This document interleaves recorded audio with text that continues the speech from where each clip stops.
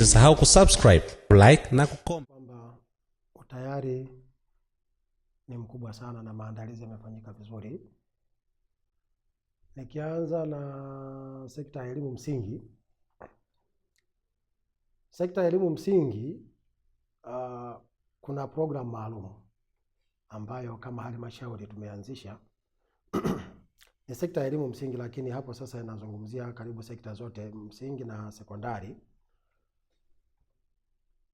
Kuna utaratibu ambao halmashauri imeweka wa kuhakikisha kwamba wanafunzi wote ambao wanastahili kuandikishwa darasa la kwanza wanaandikishwa. Na kuna utaratibu ambao elimu ya sekondari pia wanaotakiwa kwenda kuanza elimu ya sekondari form 1 wanaanza umewekwa. Utaratibu ni huu ufuatao. Watendaji wa kata na watendaji wa kijiji pamoja na walezi wote wa kata, ambao walezi hawa ni wakuu wa idara wote hapa, kila mmoja amegaiwa kata yake. Kata ziko 21. Pamoja na waheshimiwa wa madiwani wote kwa pamoja tumekubaliana kila mmoja aingie kwenye utendaji kuhakikisha mtoto anayestahili kwenda kuanza darasa la kwanza anakwenda. Anayetakiwa kwenda kuingia form 1 kwanza form 1 anakwenda kuanza. Na kwa maana hiyo hakuna namna yoyote mzazi yeyote anayeweza kukwepa, kwa sababu pale alipo yuko mtendaji wa kijiji, yuko mtendaji wa kata, yuko diwani, lakini yuko mlezi wa kata. Na kila siku jioni tunapata ripoti wangapi wameandikishwa, kati ya wangapi. Na ripoti ya jana tuko kwenye 98% ya wale ambao wanatakiwa kwenda kuanza darasa, kwenda kuanza form 1. 98%.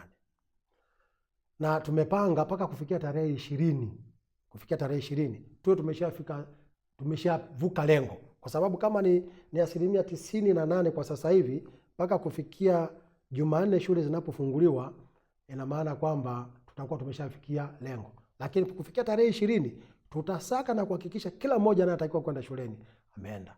Lakini kwenye darasa la kwenda kuanza kwenye darasa la kwanza hapa tuko kwenye 96%. Ukikalkulate unapata na point, lakini sivyo, tuseme ni 96. Na uandikishaji unaendelea vizuri, hakuna jambo lolote linalotukwamisha. Ni kweli changamoto zipo changamoto nyingi, kwa sababu wazazi wengi wako mashambani, wako wapi, lakini tumetuma watendaji paka mashambani wanafika. Na tumewawezesha, in fact wanafika kule, lazima wafike na walete taarifa, kwa sababu ni kwenye maeneo yao. Kwa hiyo kimsingi niseme tuna uhakika wa kufikia malengo yetu ambayo tumejiwekea kwa zaidi ya 100. Maeneo yote ambayo wanafunzi wako mbali, shule shikizi zipo. Ukienda kule Lusewa kuna shule shikizi iko pale Zanzibar. Ukienda hata hapa Litola. Yaani nikianza kuzitaja ni karibu kila sehemu yoyote ambayo wanafunzi wanapata tabu kufika, hasa wadogo wanapata shida kufika kwenye shule mama, tumeanzisha shule. Nyingine zimeshakamilika, nyingi zimeshakamilika, na nyingine tunaendelea kukamilisha, na nyingine tuna plani tu. Sehemu yoyote tukipata taarifa, timu inakwenda kuangalia, na mdhibiti ubora pamoja na timu nzima ya elimu wanakwenda kuangalia uwezekano wa kuanzisha shule pale, na zinaanzishwa.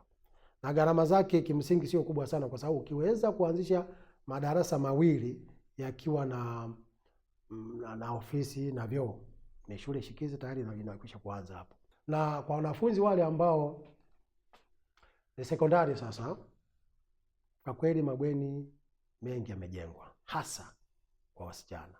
Tuna mabweni mengi tu kwenye kata mbalimbali. Kwa hiyo hilo nalo pia tumeweza kuliangalia, na tunaamini kadri muda unavyozidi kwenda tutafikia mahali kila shule itakuwa na bweni.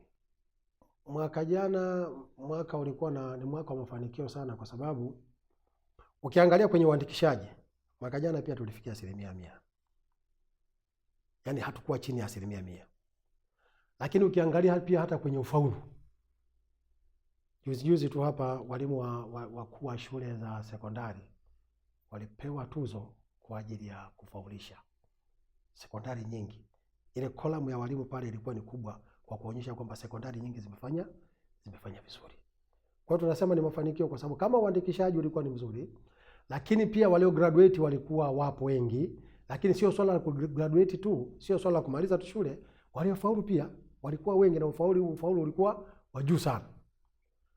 Ni O level na A level pia ufaulu ulikuwa ni mzuri, lakini A level ni zaidi, ufaulu ulikuwa ni mzuri zaidi. Kwa hiyo ni mwaka kwetu ulikuwa ni mwaka mzuri wa mafanikio, na kwa sababu ya mikakati ambayo tumejipangia, tunatamani kila mwaka tunapofikia mwaka tuwe na mikakati ambayo itafanya vizuri zaidi ya mwaka uliopita. Wito wangu mimi mkubwa zaidi ni kila mmoja atambue kwamba swala la kujilinda na kuwa na mafanikio mazuri ni la mtu mwenyewe binafsi.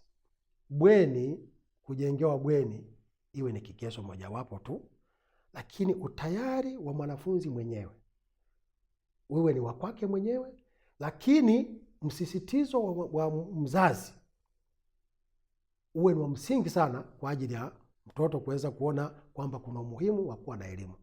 Lakini wito wangu pia kwa wakuu wa idara, kama tulivyokubaliana na kama tunavyoendelea, tusirudi nyuma, tuendelee kufanya hivyo kwa sababu tuko hapa kwa ajili ya kuwatumikia wananchi na wananchi wanataka waone matokeo.